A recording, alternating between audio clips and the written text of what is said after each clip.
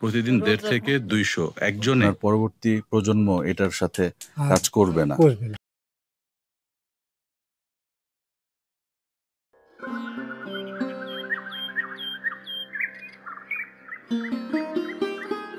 মাটি, যে মাটি থেকে আমাদের জন্ম, যে মাটি আমাদের জীবন ধারণের শক্তি দেয়, সেই মাটি দিয়েই যুগের পর যুগ ধরে গড়ে উঠেছে শিল্পকর্ম, যার নাম মৃৎশিল্প। মৃৎশিল্প মানুষের প্রাচীনতম আবিষ্কারের একটি। বাংলাদেশে মৃৎশিল্প শুধু একটি কারিগরি কাজই নয়, এটি আমাদের ঐতিহ্য, সংস্কৃতি আর আত্মপরিচয়ের এক অবিচ্ছেদ্য অংশ। মূলত নব্যপ্রস্তর যুগের চেক প্রজাতন্ত্রে গ্রাভেতিয়ান সভ্যতার সময়ে, অর্থাৎ খ্রিস্টপূর্ব ২৯,০০০ থেকে ২৫,০০০ অব্দে ভেনাসের প্রস্তর মূর্তিটি আবিষ্কৃত হয়েছে। চীনের জিয়াংঝিতে মাটির পাত্র আবিষ্কৃত হয়েছে, যা প্রায় খ্রিস্টপূর্ব ১৮,০০০ অব্দে। এর থেকেই প্রতীয়মান হয় যে মৃৎশিল্প মানুষের কতটা প্রাচীনতম আবিষ্কারের একটি। মৃৎশিল্পের শিকড় ছিল উপমহাদেশে এবং বাংলাদেশেও এর ব্যতিক্রম ছিল না। বাংলাদেশে মৃৎশিল্পের ইতিহাস হাজার বছরের পুরনো। মহাস্থানগড় থেকে ময়নামতি পর্যন্ত প্রত্নতাত্ত্বিক খননে পাওয়া গেছে মাটির পাত্র, খেলনা আর প্রতিমা। এগুলো প্রমাণ করে মৃৎশিল্প ছিল আমাদের প্রাচীন সভ্যতার এক অবিচ্ছেদ্য অঙ্গ।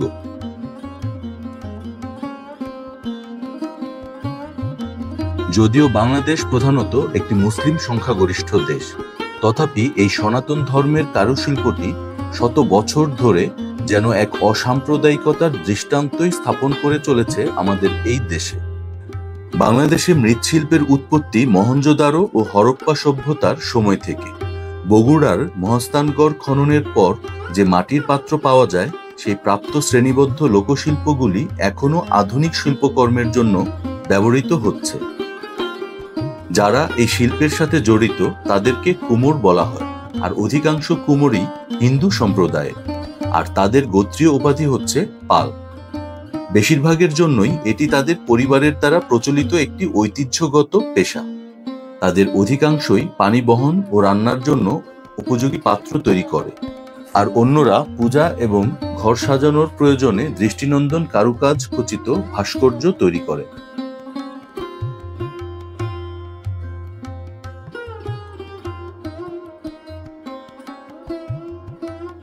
গ্রামীণ কুমোরেরা আজও ধরে রেখেছে সেই ঐতিহ্য। তাদের নিপুণ হাতে একদলা মাটির রূপ নেয় কলসি, হাঁড়ি, প্রদীপ কিংবা রঙিন শোপিসে।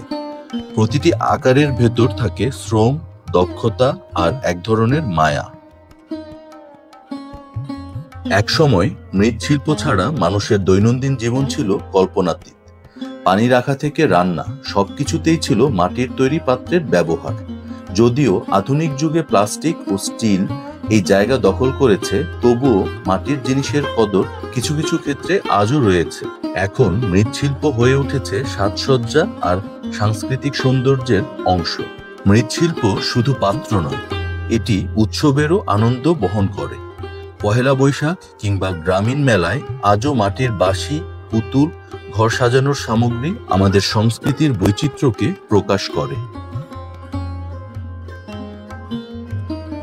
ধামরাই মৃৎশিল্প বাংলাদেশের মৃৎশিল্পের জন্য সবচেয়ে বিখ্যাত গ্রাম। ধামরাইয়ে বেশ কিছু মৃৎপাত্র গ্রাম রয়েছে, যেমন কাগজিপাড়া, শিমুলিয়া পালপাড়া, নতুন ও বন্ধরা ইত্যাদি। এই গ্রামগুলি তাদের মৃৎশিল্পের দক্ষতা এবং বংশ পরম্পরায় পাল পরিবারের আবাসের জন্য সুপরিচিত।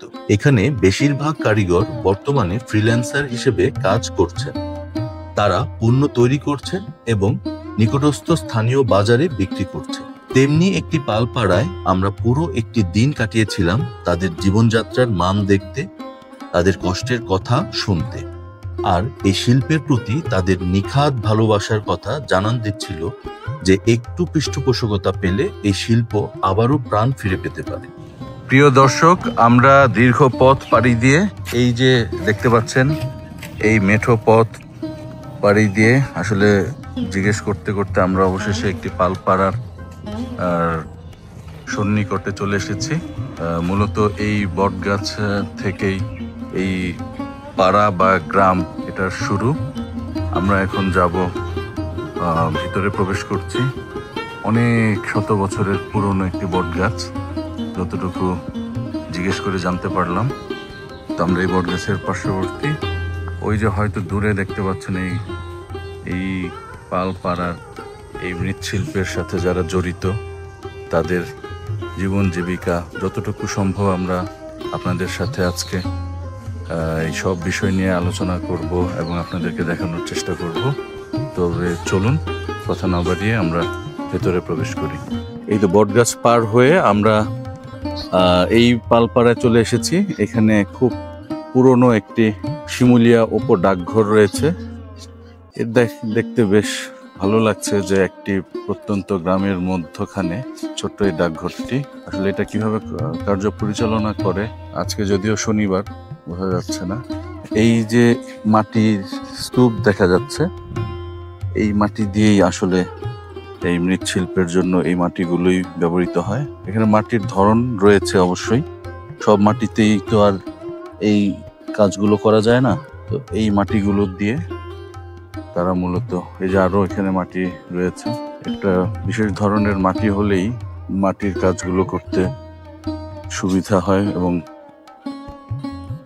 সুন্দর হয়। এই যে এখানে এটা কি বানানো হচ্ছে, এটা দইয়ের পাতিল। ওনারা এখানে দইয়ের পাতিল বানাচ্ছে।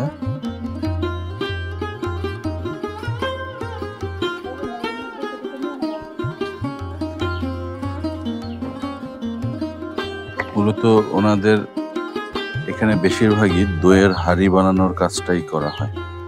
তারপরেও আমরা অন্যান্য বিষয়গুলো দেখানোর চেষ্টা করব, অন্য ধরনের যে কারুকাজ খচিত যে মাটির হাঁড়ি পাতিল থাকে সেগুলো দেখানোর চেষ্টা করব পর্যায়ক্রমে।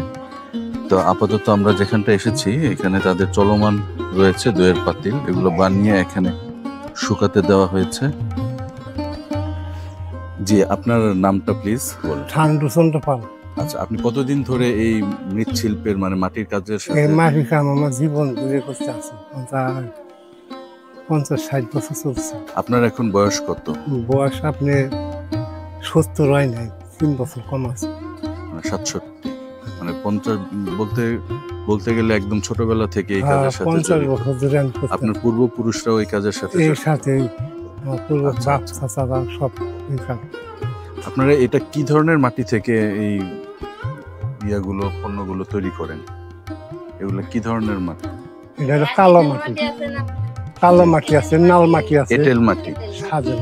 আচ্ছা আচ্ছা আচ্ছা, 3 পদের মাটি, 3 ধরনের মাটির মিশ্রণে এটা তৈরি হয়। আচ্ছা আচ্ছা, আপনারা এখানে শুধু দইয়ের হাঁড়ি আর মাটির ব্যাংক এটাই বানান, আর অন্য কোনো কারুকাজ? আচ্ছা আচ্ছা, এই শিল্পটা এখন কি আগের থেকে বেড়েছে এটার পরিমাণ নাকি না কমতেছে? কারণ কি? কারণ হল মাটির জিনিস কম চলে, আমরা বানাই কম। যেমন আমার কালান পর্যন্ত, আমার কয় পোলা পানি। আপনি পর্যন্ত আপনার ছেলে মেয়ে কয়জন? আমার মেয়ে একটা, ছেলে একটা। ওনারা কি করে? ওনারা স্বর্ণের কাজ করে। তাহলে আপনি বলতে চাচ্ছেন যে আপনার এই যে নিপুণ হাতের কারুকাজ, এই মৃৎশিল্পের সাথে আপনি ছাড়া আপনার পরবর্তী প্রজন্ম এটার সাথে কাজ করবে না, মানে এটার চাহিদা তুলনামূলক কমে যাচ্ছে। কিন্তু আমরা তো দইয়ের প্রচলন তো আরো বাড়ছে, দইয়ের বাড়ছে, কিন্তু দইয়ের পাতিল অনেক জায়গা ওখানে রাবারের জিনিস রয়েছে, তো বাটির মধ্যে দই পড়ে, যেমন ইংরেজ যারা অর্ডার পায় তারা নেয়। আচ্ছা আচ্ছা, ঠিক আছে, অনেক ধন্যবাদ আপনাকে। সুপ্রিয় দর্শক, আমরা শিমুলিয়া খামারপাড়া এই পাল গোত্রে এসেছি। এইখানে আমার সামনে আছেন মুরব্বী ঠান্ডু পাল। তো আমরা তাদের সাথে কথা বলেছি দীর্ঘক্ষণ ধরে। আসলে আমাদের মূল উদ্দেশ্য ছিল এই মৃৎশিল্পটাকে তুলে ধরার জন্য। আমাদের আজকের ভিডিওতে মৃৎশিল্প কিভাবে তৈরি হয়, এর সাথে তাদের জড়িত থাকার গল্প, তারা কত বছর ধরে এই কারুকাজের সাথে এই পেশার সাথে জড়িত এই বিষয়গুলো মূলত তুলে ধরার জন্য এবং তাদের জীবন যাত্রা, তাদের দৈনন্দিন জীবন কিভাবে চলে সেই বিষয়গুলো আমরা আসলে আজকের আমাদের এই পর্বে তুলে ধরার চেষ্টা করছি। তো আমরা কথা বলতে বলতে জানতে পারলাম এই যে একটি পণ্য, এটা হচ্ছে একটি মাটির ব্যাঙ। এটা এক টুকরো বা এক মুঠো মাটি নয়, এখানে 3 ধরনের মাটির, তাই না, 3 ধরনের মাটির সংমিশ্রণে এই ধরনের একটি শৈল্পিক নিদর্শন তৈরি হয়।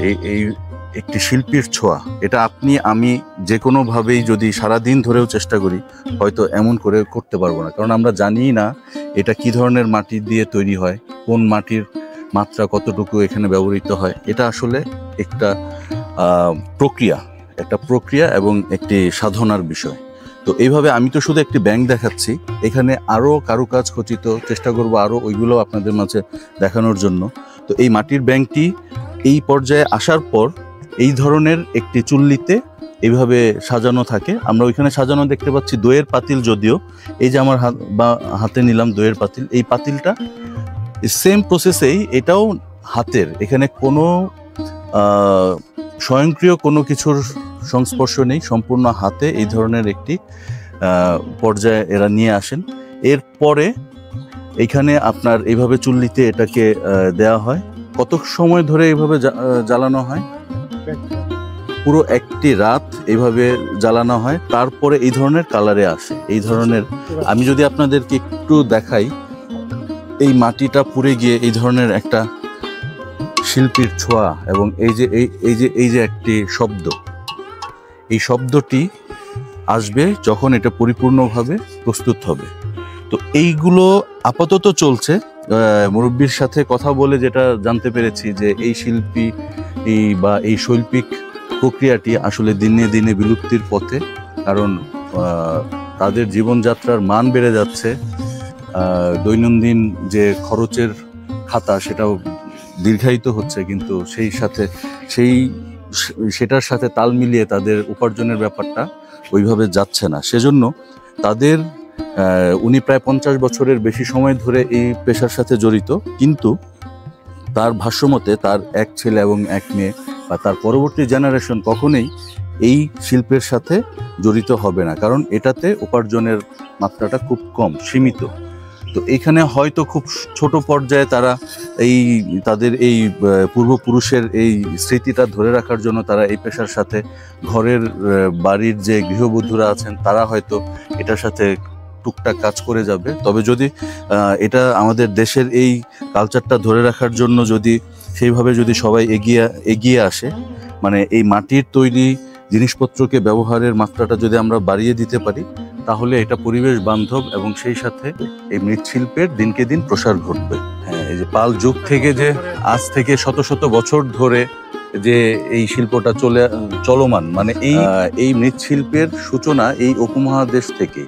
সেই উপমহাদেশের মধ্যে বাংলাদেশ এর থেকে ব্যতিক্রম নয়। বাংলাদেশ যদিও একটি মুসলিম সংখ্যাগরিষ্ঠ দেশ, তথাপি এখানে হিন্দু, মুসলমান সব ধর্মাবলম্বী মানুষ, সাম্প্রদায়িকতার কোনো রেশমাত্র এখানে নেই। প্রত্যেকের কাজকর্ম নিয়ে স্বাধীনভাবে সবকিছু করতে পারছে। যদিও এই কথাটা এই কারণেই বললাম যে মৃৎশিল্প এটি মূলত একটি হিন্দু সম্প্রদায়ের মানুষের দ্বারা এই কাজগুলো বেশি হয়ে থাকে। তো আমাদের দেশের এই শিল্পটাকে ধরে রাখার জন্য, বাঁচিয়ে রাখার জন্য আসলে আমাদের সবার এগিয়ে আসতে হবে। বিভিন্ন প্রতিষ্ঠানে যদি আমরা এই মৃৎশিল্পের ব্যবহারটাকে বাড়িয়ে দিতে পারি, তাহলেই এই শিল্পীরা তাদের সঠিক মূল্যায়নটা পাবে। তো ধন্যবাদ সবাইকে। আমরা আসলে আমাদের এই প্রচেষ্টাটা, আসলে এই শিল্পকর্মটা আপনাদের মাঝে তুলে ধরার জন্য আমাদের এই নিরলস পরিশ্রম। আসলে প্রচণ্ড গরমের মধ্যে ঘেমে যাচ্ছি। তো আমাদের এই কষ্টটা কিছুটা সার্থক হবে যদি আপনারা আমাদের ভিডিওটা পরিপূর্ণভাবে দেখেন এবং আমাদের চ্যানেলটিকে সাবস্ক্রাইব করে আমাদেরকে একটু অনুপ্রাণিত করেন। এই যে আসলে এটার একদম ফাইনাল স্টেজ, এই ধরনের বিভিন্ন কালারফুল করা যায়, আবার সেই পোড়ানো কালারটাও রাখে। তো আমরা এই ধরনের একটি নীল রঙের একটি এটা কি বলবো, একটা স্মৃতি স্মারক হিসেবে এই আঙ্কেলের কাছ থেকে আমরা গ্রহণ করছি।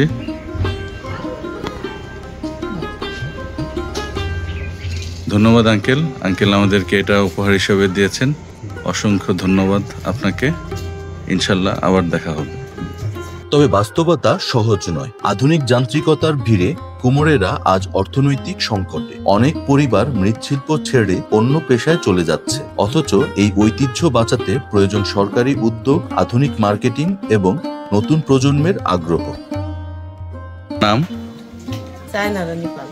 চায়না রানী পাল। আমরা এখন মিসেস চায়না রানী পালের সাথে একটু কথা বলবো।